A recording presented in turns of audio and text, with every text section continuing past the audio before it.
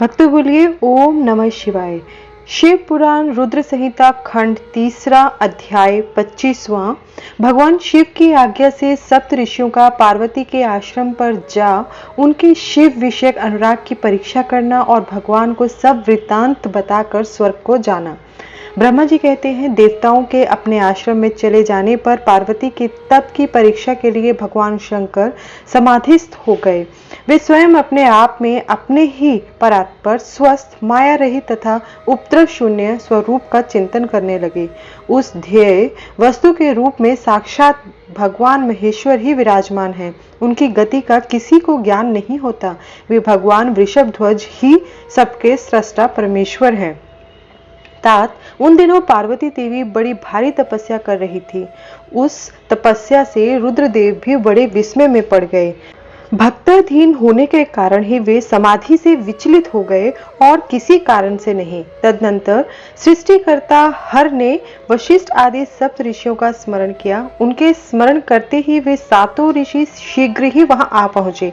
उनके मुख पर प्रसन्नता छा रही थी तथा वे सब के सब अपने सौभाग्य की अधिक सराहना करते थे। उन्हें आया देख भगवान शिव के नेत्र प्रसन्नता के प्रफुल्ल कमल के समान खिल उठे और वे हंसते हुए बोले, सप्त ऋषियों, तुम सब लोग मेरे हितकारी तथा संपूर्ण वस्तुओं के ज्ञान में निपुण हो, अतः शीघ्र मेरी बात सुनो। गिरिराज कुमारी देवेश्वरी पार्वती इस समय सुस्थिर चित्त हो गौरी शिखर नामक पर्वत पर तपस्या कर रही है। मुझे पति रूप में प्राप्त करना ही उनकी तपस्या का उद्देश्य है।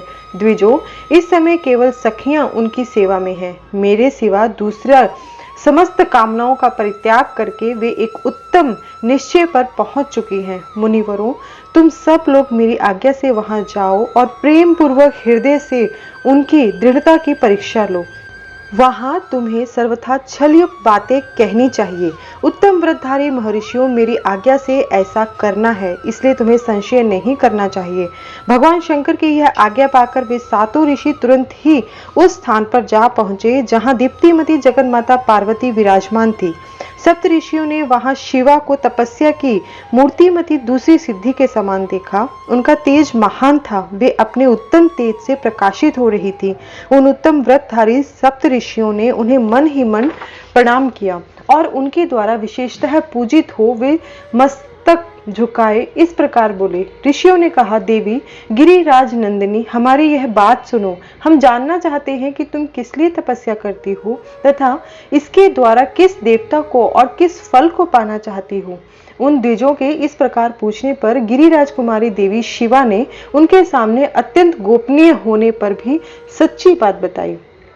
देवी पार्वती बोली, मुनीश्वरों, आप लोग प्रसन्नता पूर्वक हृदय से मेरी बात सुने। मैंने अपनी बुद्धि से जिसका चिंतन किया है, अपना वह विचार मैं आपके सामने रखती हूँ। आप लोग मेरी असंभव बातें सुनकर मेरा उपहास करेंगे, इसलिए उन्हें कहने में संकोच ही होता है। तथापि कहती हूँ, क्या करूं? मेरा यह मन अत्यंत दृढ़ता पूर्वक एक उत्कृष्ट कर्म के अनुष्ठान में लगा है और ऐसा करने के लिए विवश हो गया है। यह पानी के ऊपर बहुत बड़ी और ऊंची दीवार खड़ी करना चाहता है। देव ऋषि का उपदेश पाकर मैं भगवान रुद्र मेरे पति हूँ, इस मनोरथ को मन में लिए अत्यंत कठोर तप कर रही हूँ। मेरा मन रूपी पक्षी बिना पंख के ही हठ पूर्वक आकाश में उड़ रहा है। मेरे स्वामी करुणा निधान भगवान शंकर ही उसके इस आशा की पूर्ति कर सकते हैं। पार्वती का यह वचन सुनकर वे मुनि हंस पड़े और गिरिजा का सम्मान करते हुए प्रसन्नता पूर्वक छल युक्त मिथ्या वचन बोले। ऋषियों ने कहा, गिरिराज नंदिनी, देव ऋषि नारद व्यर्थ ही अपने को पंडित मानते हैं। उनके मन में क्रूरता भरी रहती है। आप समझदार होकर भी क्या उनके चरित्र को नहीं जानती? नारद छल कपट की बातें करते हैं और दूसरों के चित्त को मुंह में डालकर मथ डालते हैं। उनकी बातें सुनने से सर्वथा हानि ही होती है। ब्रह्मपुत्र दक्ष के पुत्रों को नारद ने जो छलपूर्ण उपदेश दिया, उसका फल यह हुआ कि वे सब के सब अपने पिता के घर लौटकर न आ सके। यही हाल उन्होंने दक्ष के दूसरे पुत्रों का भी किया। वे भी उनके चक्कर में आकर भिखारी बन गए। विद्याधर चित्रकेतु को इन्होंने ऐसा उपदेश दिया कि उसका घर ही उजड़ गया। प्रहलाद को अपना चेला बनाकर इन्होंने हिरण्यकश्यप से बड़े बड़े दुख दिलवाए। ये सदा दूसरों की बुद्धि में भेद पैदा किया करते हैं। नारद मुनि कानों को पसंद आने वाली अपनी विद्या जिस चीज को सुना देते हैं, वही अपना घर छोड़कर तत्काल भीख मांगने लगता है। उनका मन मलिन है, केवल शरीर ही सदा उज्जवल दिखाई देता है। हम उन्हें विशेष रूप से जानते हैं क्योंकि उनके साथ रहते हैं। उनका उपदेश पाकर बड़े बड़े विद्वानों द्वारा सम्मानित होने वाली तुम भी व्यर्थ ही भुलावे में आ गई हो और मूर्ख बनकर दुष्कर तपस्या करने लगी। बाले, तुम जिनके लिए यह भारी तपस्या करती हो, वे रुद्र सदा उदासीन, निर्विकार और काम के शत्रु हैं, इसमें संशय नहीं है। वे अमांगलिक वस्तुओं से युक्त शरीर धारण करते हैं, लज्जा को तिलांजलि दे चुके हैं। उनका न कहीं घर है न द्वार। वे किस कुल में उत्पन्न हुए हैं इसका भी किसी को पता नहीं है। कुत्सित वेश धारण किए भूतों तथा प्रेत आदि के साथ रहते हैं और नंग धड़ंग हो त्रिशूल धारण किए घूमते हैं। धूर्त नारद ने अपनी माया से तुम्हारे सारे विज्ञान को नष्ट कर दिया है, युक्ति से तुम्हें मोह लिया है और तुमसे तप करवाया। देवेश्वरी गिरिराज नंदिनी, तुम्हें विचार करना चाहिए कि ऐसे वर को पाकर तुम्हें क्या सुख मिलेगा। पहले रुद्र ने बुद्धि से खूब सोच विचार कर साध्वी सती से विवाह किया, परंतु वे ऐसे मूढ़ हैं कि कुछ दिन भी उसके साथ निभा न सके। उस बेचारी को वैसे ही दोष देकर उन्होंने त्याग दिया और स्वयं स्वतंत्र हो अपने निष्कल और शोक रहित स्वरूप का ध्यान करते हुए उसी में सुखपूर्वक रम गए। देवी, जो सदा अकेले रहने वाली, शांत, संग्रहित और अद्वितीय हैं, उनके साथ किसी स्त्री का निर्वाह कैसे होगा। आज भी कुछ नहीं बिगड़ा है, तुम हमारी आज्ञा मानकर घर लौट चलो और इस दुर्बुद्धि को त्याग दो। महाभागे, इससे तुम्हारा भला होगा। तुम्हारे योग्य वर हैं भगवान विष्णु, जो समस्त सद्गुणों से युक्त है। वे बैकुंठ में रहते हैं, लक्ष्मी के स्वामी हैं और नाना प्रकार की क्रीड़ाएं करने में कुशल हैं। उनके साथ हम तुम्हारा विवाह करा देंगे और वह विवाह तुम्हारे लिए समस्त सुखों को देने वाला होगा। पार्वती, तुम्हारा जो रुद्र के साथ विवाह करने का हठ है, ऐसे हठ को छोड़ दो और सुखी हो जाओ। ब्रह्मा जी कहते हैं, नारद, उनकी ऐसी बात सुनकर जगदम्बिका पार्वती हंस पड़ी और पुनः उन ज्ञान विशारद मुनियों से बोली। पार्वती ने कहा, मुनीश्वरों, आपने अपनी समझ से ठीक ही कहा, परंतु द्विजों, मेरा हट भी छूटने वाला नहीं है। मेरा शरीर पर्वत से उत्पन्न होने के कारण मुझ में स्वाभाविक कठोरता विद्यमान है। अपनी बुद्धि से ऐसा विचार कर आप लोग मुझे तपस्या से रोकने का कष्ट न करें। देवऋषि का उपदेश वाक्य मेरे लिए परम हितकर है, इसलिए मैं उसे कभी नहीं छोड़ूंगी। वेद वेता भी यह मानते हैं कि गुरुजनों का वचन हितकारक होता है, गुरुओं का वचन सत्य होता है। ऐसा जिनका दृढ़ विचार है, उन्हें इहलोक और परलोक में परम सुख की प्राप्ति होती है और दुख कभी नहीं होता। गुरुओं का वचन सत्य होता है। यह विचार जिनके हृदय में नहीं है, उन्हें इहलोक और परलोक में भी दुख ही प्राप्त होता है, सुख कभी नहीं मिलता। अतः द्विजों, गुरुओं के वचन का कभी किसी तरह भी त्याग नहीं करना चाहिए। मेरा घर बसे या उजड़ जाए, मुझे तो यह हठ ही सदा सुख देने वाला है। मुनिवरों, आपने जो बातें कही हैं, मैं उनका आपके कहे हुए तात्पर्य से भिन्न अर्थ समझती हूँ और उनका यहाँ संक्षेप में विवेचन प्रस्तुत करती हूँ। आपने यह ठीक कहा कि भगवान विष्णु सद्गुणों के धाम तथा लीला विहारी हैं। साथ ही आपने सदाशिव को निर्गुण कहा है।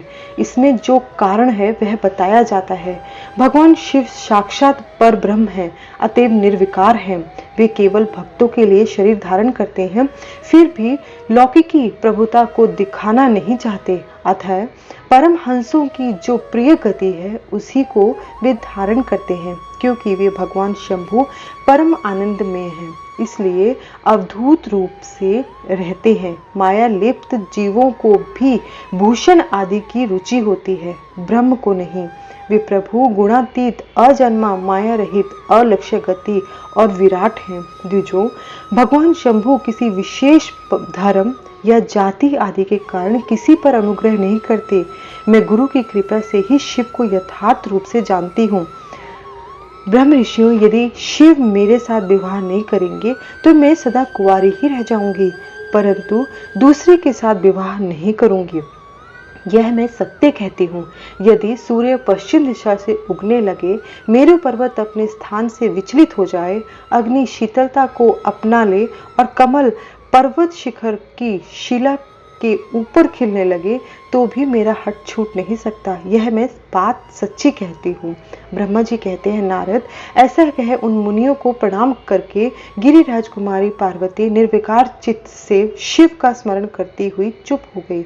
इस प्रकार गिरिजा के उस उत्तम निश्चय को जानकर वे सप्त ऋषि भी उनकी जय जयकार करने लगे और उन्होंने पार्वती को उत्तम आशीर्वाद दिया। मुने, गिरिजा देवी की परीक्षा करने वाले वे सातों ऋषि उनको प्रणाम करके प्रसन्नचित हो शीघ्र ही भगवान शिव के स्थान को चले गए। वहां पहुंचकर शिव को मस्तक नवा उन्होंने सारा वृतांत निवेदन करके उनकी आज्ञा ले वे पुनः सादर स्वर्गलोक को चले गए। इसके साथ ही 25वां अध्याय समाप्त होता है। अब 26वां अध्याय भगवान शंकर का जटिल तपस्वी ब्राह्मण के रूप में पार्वती के आश्रम पर जाना, उनसे सत्कृत हो उनकी तपस्या का कारण पूछना तथा पार्वती जी का अपनी सखी विजया से सब कुछ कहलाना। ब्रह्मा जी कहते हैं, नारद, उन सप्त ऋषियों के अपने लोक में चले जाने पर सुंदर लीला करने वाले साक्षात भगवान शंकर ने देवी के तप की परीक्षा लेने का विचार किया। वे मन ही मन पार्वती से बहुत संतुष्ट थे। परीक्षा के ही बहाने पार्वती जी को देखने के लिए जटाधारी तपस्वी का रूप धारण करके भगवान शंभु उनके वन में गए।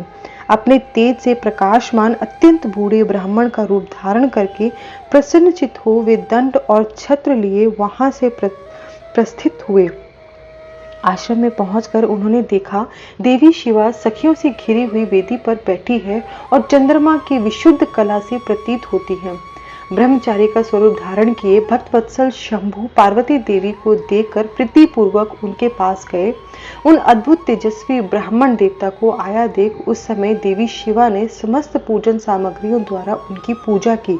जब उनका भली भांति सत्कार हो गया, सामग्रियों द्वारा उनकी पूजा संपन्न कर ली गई, तब पार्वती ने बड़ी प्रसन्नता और प्रेम के साथ उन ब्राह्मण देव से आदर पूर्वक कुशल समाचार पूछा।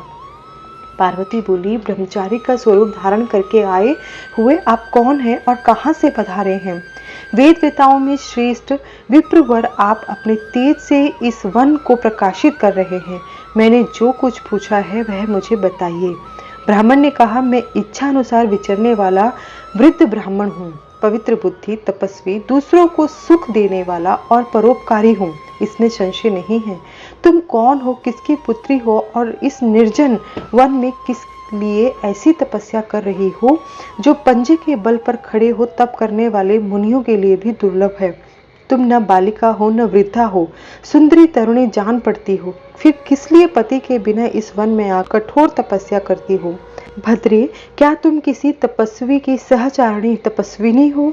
देवी, क्या वह तपस्वी तुम्हारा पालन पोषण नहीं करता जो तुम्हें छोड़कर अन्यत्र कहीं चला गया है? बोलो, तुम किसके कुल में उत्पन्न हुई हो? तुम्हारे पिता कौन है और तुम्हारा नाम क्या है? तुम महा सौभाग्य रूपा जान पड़ती हो, तुम्हारा तपस्या में अनुराग व्यर्थ है। क्या तुम वेद माता गायत्री हो, लक्ष्मी हो, अथवा क्या सुंदर रूप वाली सरस्वती हो? इन तीनों में तुम कौन हो, यह मैं अनुमान से निश्चय नहीं कर पाता।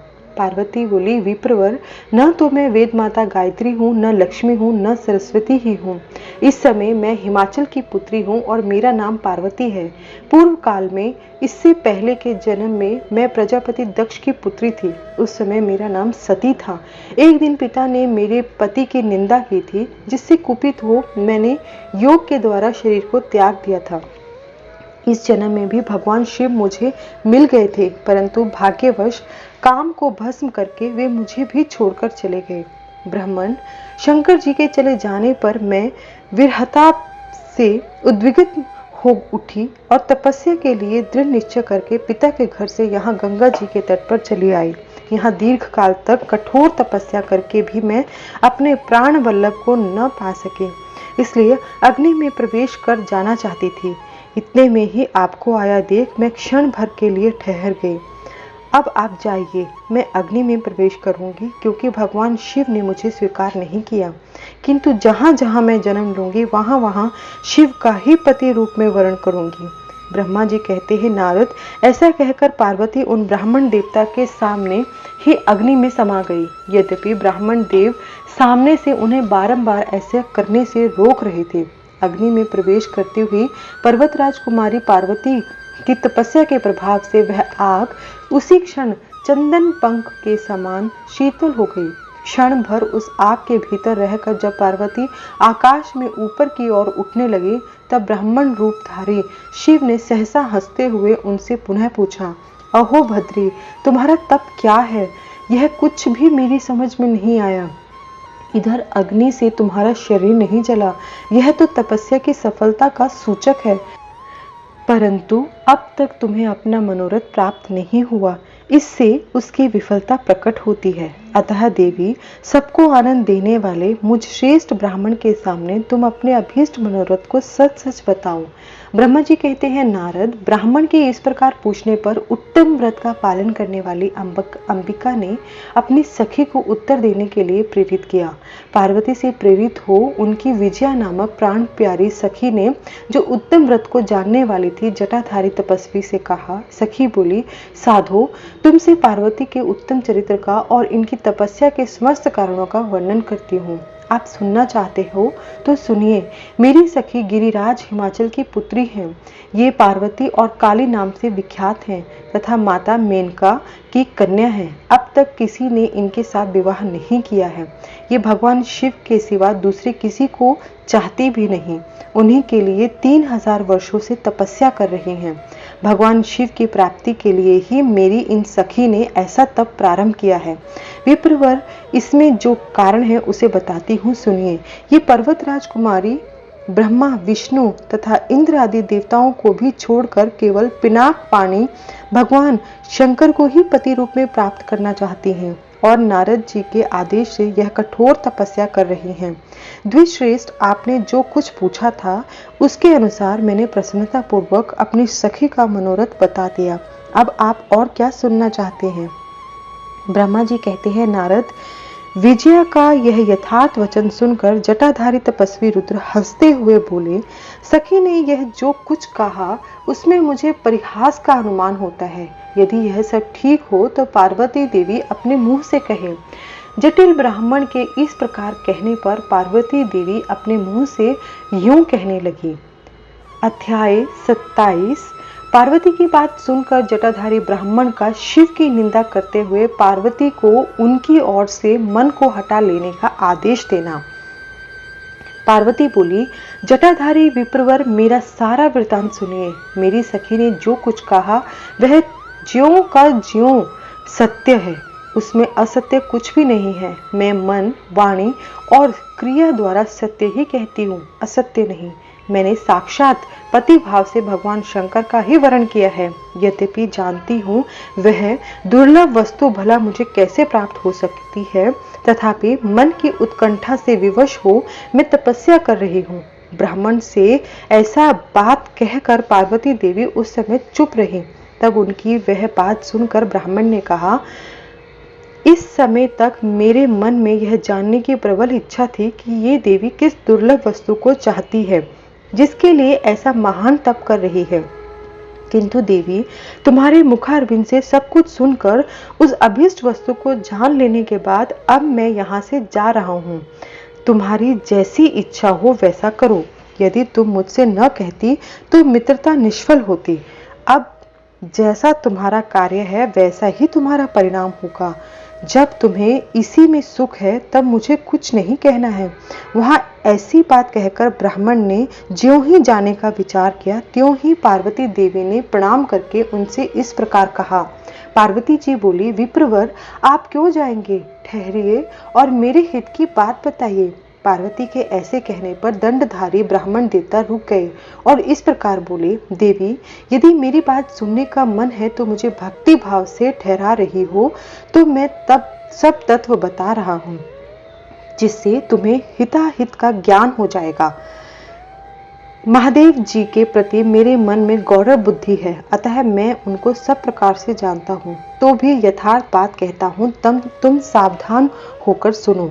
वृषभ के चिन्ह से अंकित ध्वजा धारण करने वाले महादेव जी सारे शरीर में भस्म रमाए रहते हैं, सिर पर जटा धारण करते हैं, धोती की जगह बाघ का चर्म पहनते हैं और चादर की जगह हाथी की खाल ओढ़ते हैं। हाथ में भीख मांगने के लिए एक खोपड़ी लिए रहते हैं। झुंड के झुंड सांप उनके सारे अंगों में लिपटे देखे जाते हैं। वे विष खाकर ही पुष्ट होते हैं, अभक्ष्य भक्षी हैं।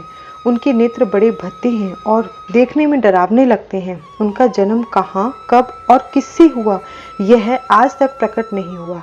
घर गृहस्थी के भोग से वे सदा दूर ही रहते हैं, नंग ढंग घूमते हैं और भूत प्रेतों को सदा साथ रखते हैं। उनके एक दो नहीं 10 भुजाएं हैं। देवी, मैं समझ नहीं पाता कि किस कारण से तुम उन्हें अपना पति बनाना चाहती हो।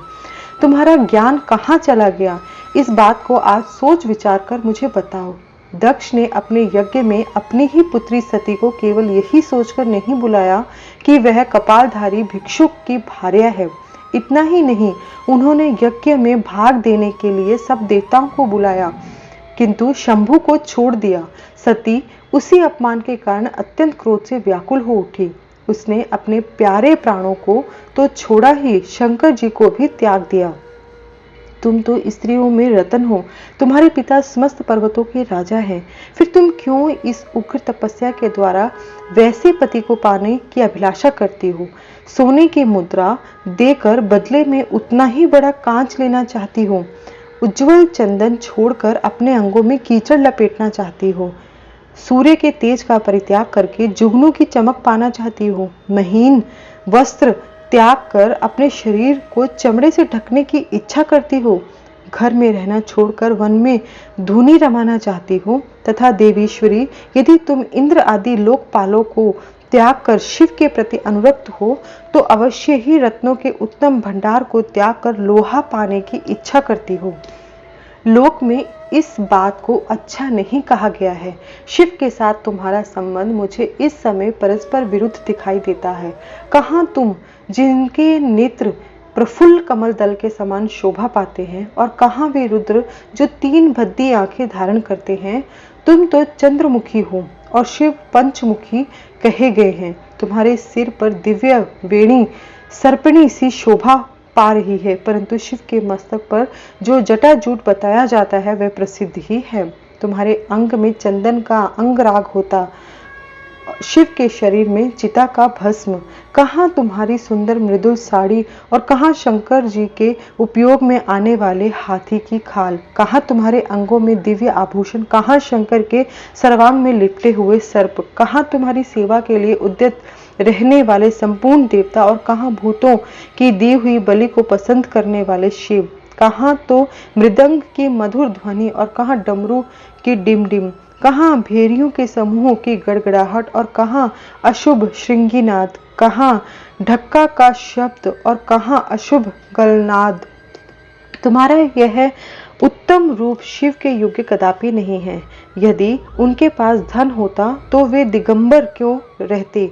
सवारी के नाम पर उनके पास एक बूढ़ा बैल है और दूसरा कोई भी सामग्री उनके पास नहीं है। कन्या के लिए ढूंढे जाने वाले वरों में जो नारियों को सुख देने वाले गुण बताए गए हैं, उनमें से एक भी गुण भद्दी आंख वाले रुद्र में नहीं है। तुम्हारे परम प्रिय काम को भी उन हर देवता ने दग्ध कर दिया, और तुम्हारे प्रति उनका अनादर तो तभी देख लिया गया जब वे तुम्हें छोड़कर अन्यत्र चले गए। उनकी कोई जाति नहीं देखी जाती, उनमें विद्या तथा ज्ञान का भी पता नहीं चलता। पिशाच ही उनके सहायक हैं। विष तो उनके कंठ में ही दिखाई देता है। वे सदा अकेले रहने वाले और विशेष रूप से विरक्त हैं। इसलिए तुम्हें हर के साथ अपने मन को नहीं जोड़ना चाहिए। कहाँ तुम्हारे कंठ में सुंदर हार और कहाँ उनके गले में नर मुंडों की माला।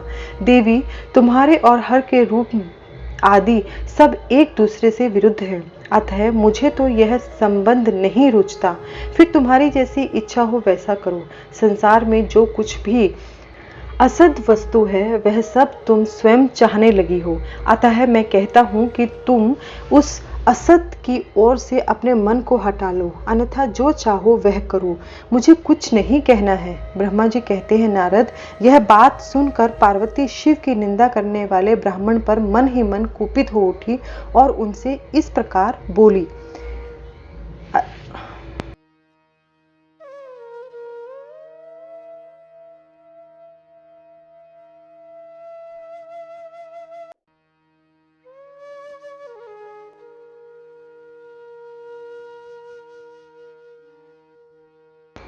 अट्ठाईसवां अध्याय। पार्वती जी बोली, बाबा जी, अब तक जो मैंने यह समझा था कि कोई दूसरे ज्ञानी महात्मा आ गए हैं, परंतु अब सब ज्ञात हो गया है। आपकी कली खुल गई। आपसे क्या कहूँ, विशेषता उस दशा में जब आप अवध्य ब्राह्मण हैं। ब्राह्मण देवता, आपने जो कुछ कहा वह सब कुछ मुझे ज्ञात है, परंतु वह सब झूठा ही है, सत्य कुछ नहीं। आपने कहा था कि मैं शिव को जानता हूँ। यदि आपकी यह बात ठीक होती तो आप ऐसी युक्ति एवं बुद्धि के विरुद्ध बात नहीं बोलते। यह ठीक है कि कभी कभी महेश्वर अपनी लीला शक्ति से प्रेरित हो तथा कथित अद्भुत वेश धारण कर लिया करते हैं, परंतु वास्तव में वे साक्षात परब्रह्म परमात्मा हैं। उन्होंने स्वेच्छा से ही शरीर धारण किया है। आप ब्रह्मचारी का स्वरूप धारण कर मुझे ठगने के लिए उद्यत हो यहाँ आए हैं और अनुचित एवं असंगत युक्तियों का सहारा ले छल कपट से युक्त बातें बोल रहे हैं। मैं भगवान शंकर के स्वरूप को भली भांति जानती हूँ, इसलिए यथा योग्य विचार करके उनके तत्व का वर्णन करती हूँ। वास्तव में शिव निर्गुण ब्रह्म है, कारण वह सगुण हो गए हैं। जो निर्गुण है, समस्त गुण जिनके स्वरूपभूत हैं, उनकी जाति कैसे हो सकती है। वे भगवान सदाशिव समस्त विद्याओं के आधार है। फिर उन पूर्ण परमात्मा को किसी विद्या से क्या काम। पूर्व काल में कल्प के आरंभ में भगवान शंभु ने श्री विष्णु को उच्छ्वास रूप से संपूर्ण वेद प्रदान किए थे। अतः उनके समान उत्तम प्रभु दूसरा कौन है। जो सबके आदि कारण है, उनकी अवस्था अथवा आयु का माप तोल कैसे हो सकता है। प्रकृति उन्हीं से संपन्न, उन्हीं से उत्पन्न हुई है, फिर उनकी शक्ति का दूसरा क्या कारण हो सकता है।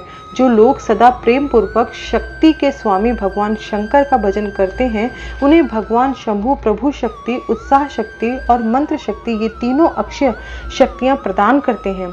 भगवान शिव के भजन से ही जीव मृत्यु को जीत लेता और निर्भय हो जाता, इसलिए तीनों लोकों में उनका मृत्युंजय नाम प्रसिद्ध है। उन्हीं के अनुग्रह से विष्णु विष्णुत्व को, ब्रह्मा ब्रह्मत्व को और देवता देवत्व को प्राप्त हुए हैं।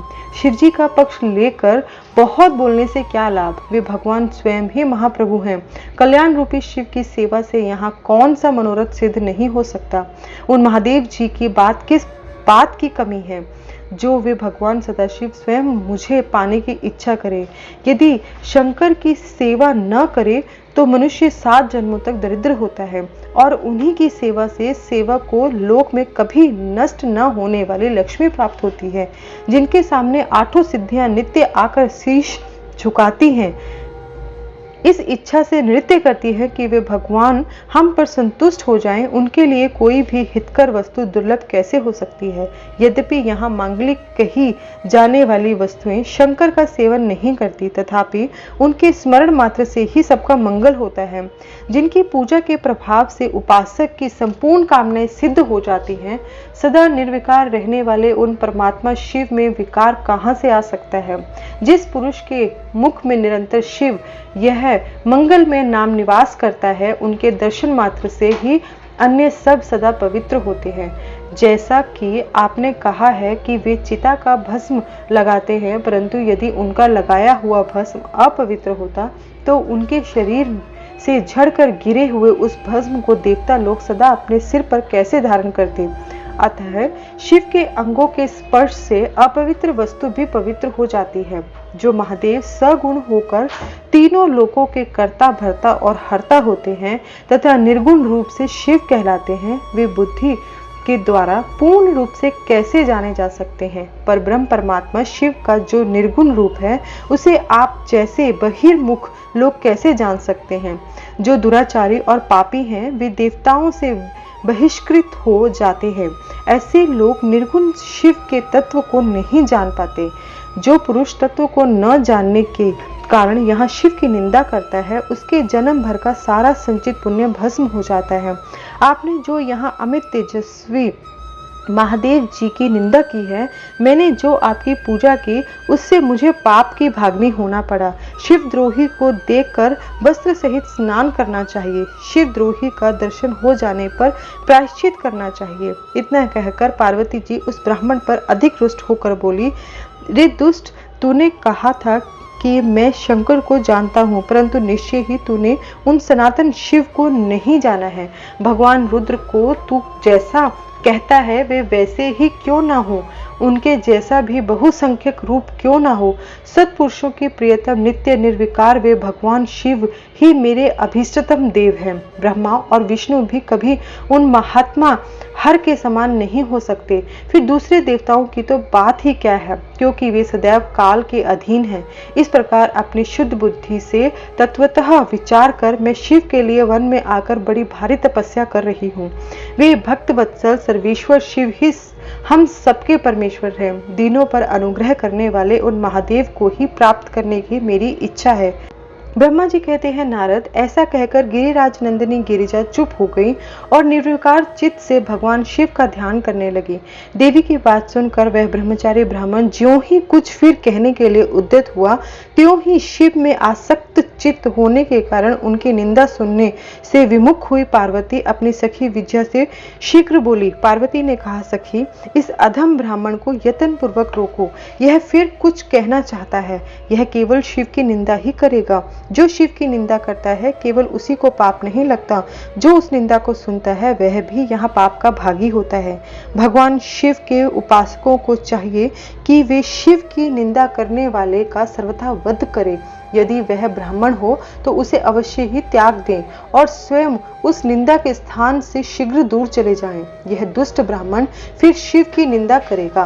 ब्राह्मण होने के कारण यह वध्य तो नहीं है, अतः त्याग देने योग्य है। किसी भी तरह इसका मुंह नहीं देखना चाहिए। इस स्थान को छोड़कर हम लोग आज ही किसी दूसरे स्थान शीघ्र चलें, जिससे फिर इस अज्ञानी के साथ बात करने का अवसर न मिले। ब्रह्मा जी कहते हैं, नारद, ऐसा कहकर उमा ने ज्यों ही अन्यत्र जाने के लिए पैर उठाया, त्यों ही भगवान शिव ने अपने साक्षात स्वरूप से प्रकट हो प्रिया पार्वती का हाथ पकड़ लिया।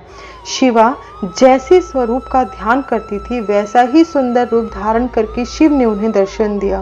पार्वती ने लज्जावश अपना मुंह नीचे की ओर कर लिया।